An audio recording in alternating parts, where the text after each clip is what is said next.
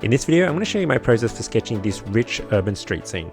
You're going to see how I construct the initial shapes, add detail, and finally render the scene to bring it to life.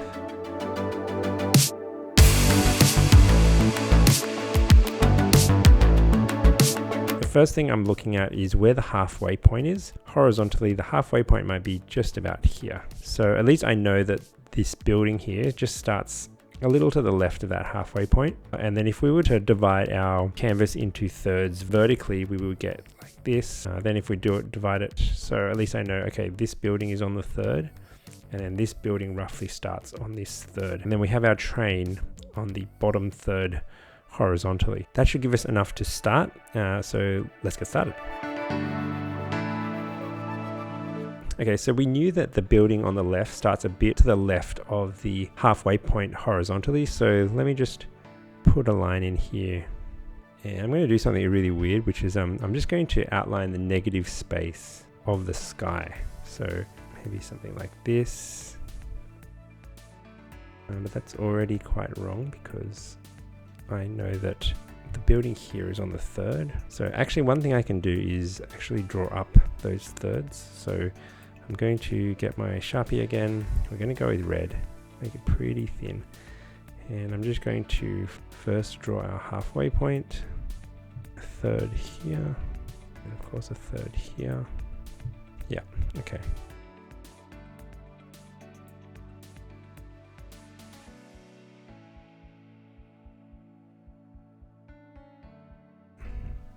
Okay, I've had to do a bit of plastic surgery here, so you saw me picking things up and moving it around, and that's because I was starting to run out of space, which means I was gauging the distances wrong, and that's bound to happen. I think the key thing is just to look for your major points that are on those third lines and keep them as close as you can to them.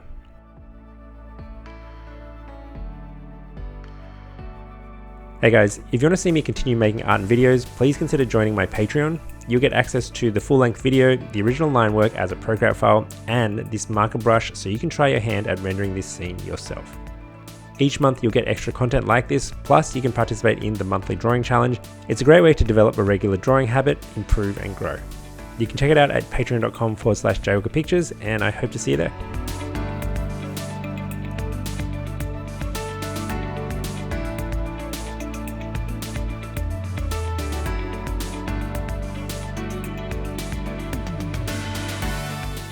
Okay, so I've completed the under drawing. It's not perfect. We just want to get all of our objects onto the screen so that when it comes to detailing, I know exactly how far I can go in terms of boundaries.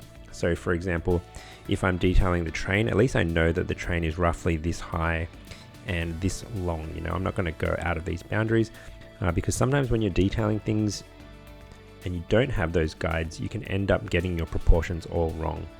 All right, let's move on to the next step. So what I'm going to do is, without mercy, I'm just going to merge all these layers. It feels wrong to do that. Like I always just have this instinct that I want to preserve them, but it's an undrawing. It's okay. Now I'm going to reduce the opacity of this pretty low. Yeah, like that, maybe 30%. And then I'm going to create a layer above it, and this is going to be our final drawing layer. Now I'm going to switch my brush. So I'm going to switch to my Copic multi-liner. This is a general purpose kind of like felt tip pen, and it's part of my custom sketching brush set.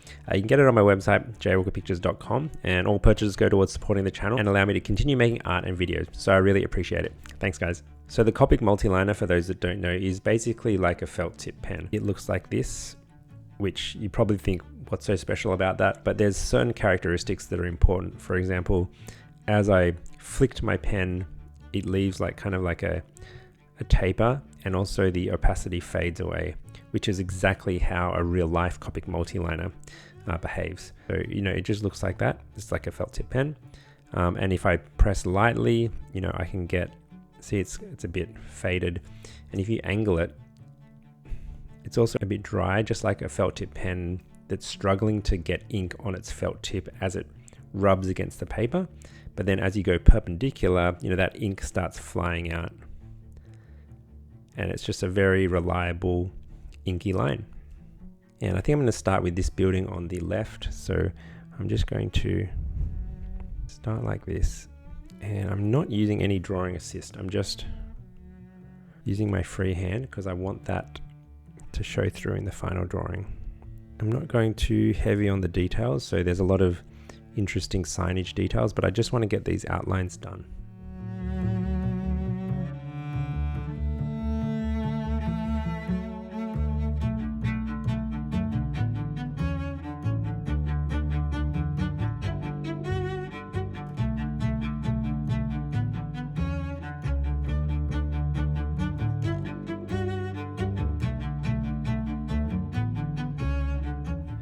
Okay, some of these details, I might redo them later, but I just want to put in a rough approximation so I know, okay, the coffee is roughly that size. So let's move on to the next section, which I'm going to do this building here.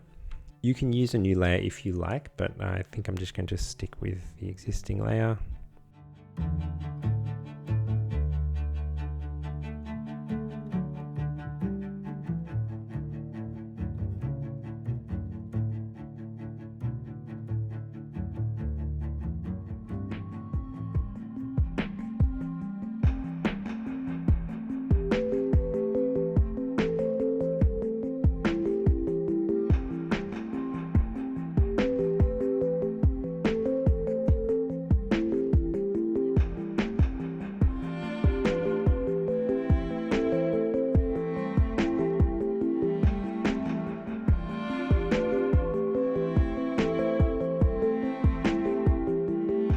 Okay, so this phase is done. We're just getting in our initial line work, getting all our objects on the page. And next is the exciting part. We're going to start fine-tuning and detailing things.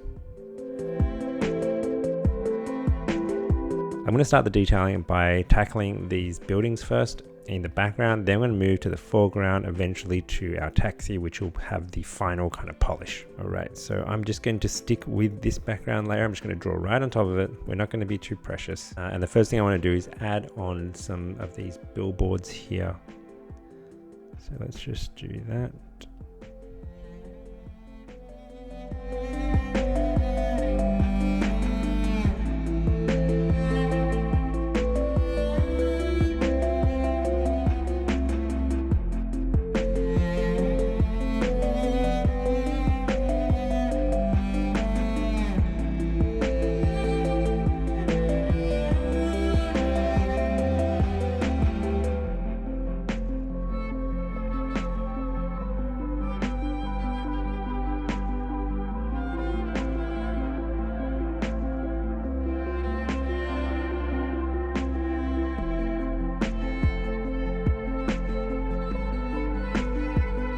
Alright, I'm pretty happy with this side. I'm going to move on to the next side, and you'll notice a lot of the details, for example, these billboards, I'm not explicitly completing all the characters just yet. I don't think it would look good if I really go into too much detail. I want to keep the background loose, and then when I get to my foreground, that's when I'm going to tighten up and keep that for like the focal points. So you can already see here in the midground, this coffee sign I've definitely rendered pretty nicely, but this background, I'm going to leave that as is.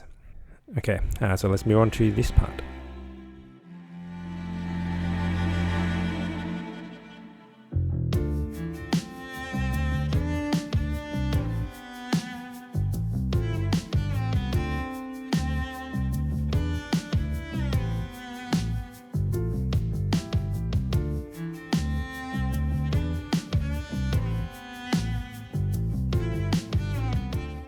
Okay, now that the detailing for the background is done, I'm going to move into the foreground, and this is going to take us to our next or final stage of detailing, where we hone in on the focal point and polish off the image.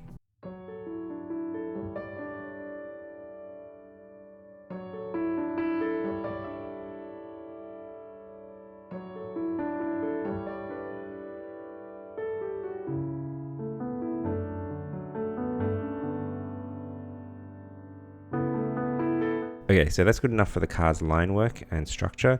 Now I'm going to add some shading. So I'm going to duplicate this layer just in case I make any mistakes. And we're going to target some of these darker areas. So for example, what stands out to me is like this in here, the wheel wells, and also this front grate. Just really rough hatching This is the first time I'm adding any shading to this image. And then of course the bumper bar is really dark. And I mean, because I haven't added any shading anywhere else, this will immediately draw the eye down here.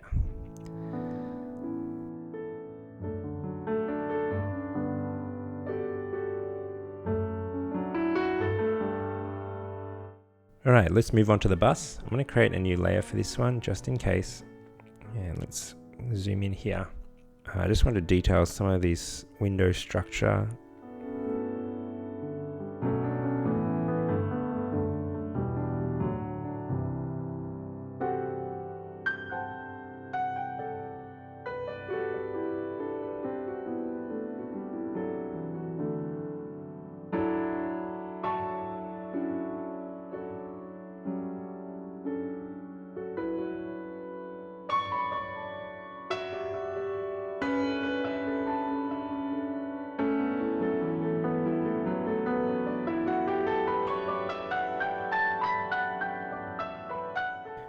Okay, I'm pretty happy with the detail here, but before we go too deep into fixing this tree and everything, I want to deal with this tree and kind of this section over here. It's just looking really empty. I'm gonna do a more vertical hatch just to keep things more uniform.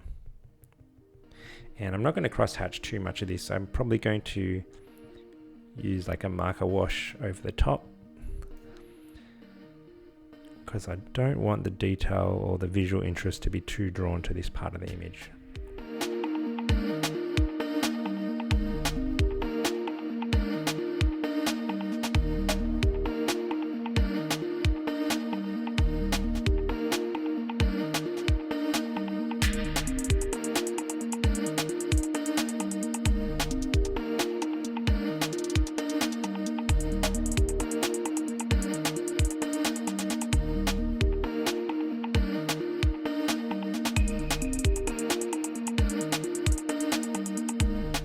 Okay, so we are almost there.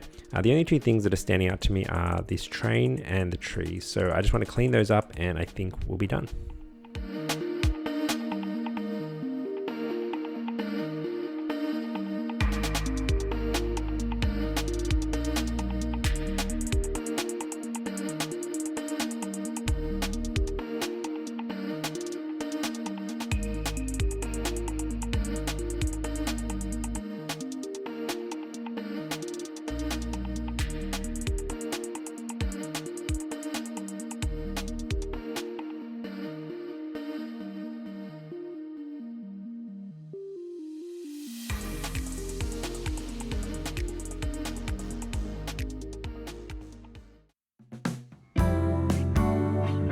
Alright, so it's time to render this sketch. Let's start with changing to the Copic Marker chisel tip brush, and I'm going to use a general mid-tone, maybe something around about here.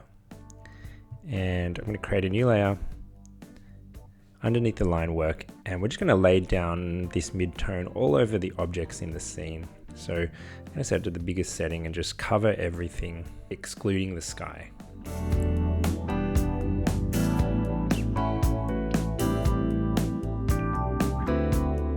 Okay, now that's done, we want to have some logical layering to these sections. So let's go back to the reference and have a look. So one thing that really stands out to me is there's this huge shadow cast across the train line and then onto the road here. And it kind of continues on with like these buildings in the background. They're also in shadow as well. Now you probably think it makes sense to make all of this one component, but actually what I'm going to do is I'm going to break it into two components. So I'm going to have the background, this section, and then I'm going to have this foreground section as one component. So let's turn this off. I'm going to create a new layer above our wash layer, and I'm going to choose a pretty dark gray, something like this. And I'm just going to paint that shadow onto the train. A bit of a bigger brush, continue that shadow down here.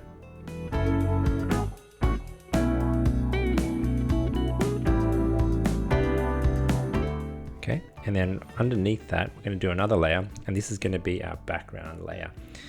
So I'm going to get an even darker color, maybe like this, darker gray.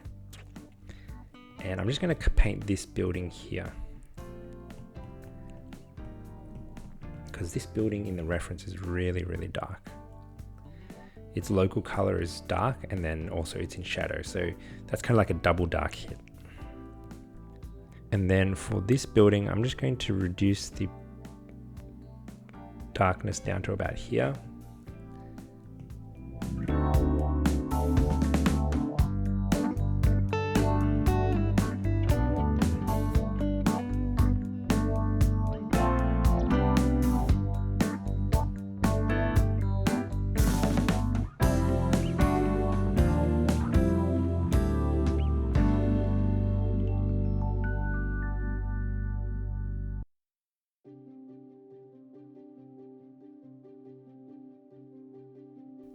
Okay, and now I just want to add some shadows to this background here.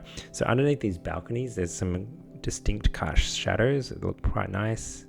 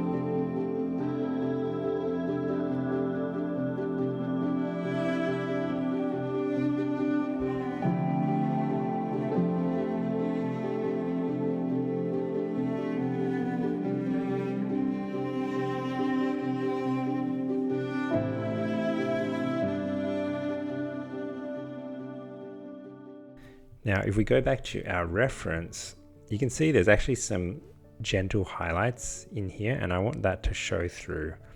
So let's go back to this layer, and we're just going to use an eraser and just lightly kind of take away some of that.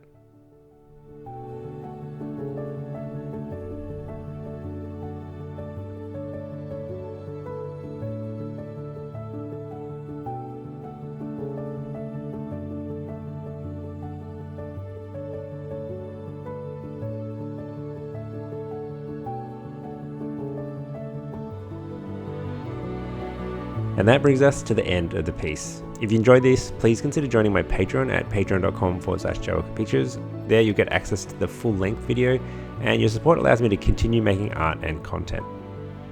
Thanks for watching guys, and I'll see you all in the next video. Bye.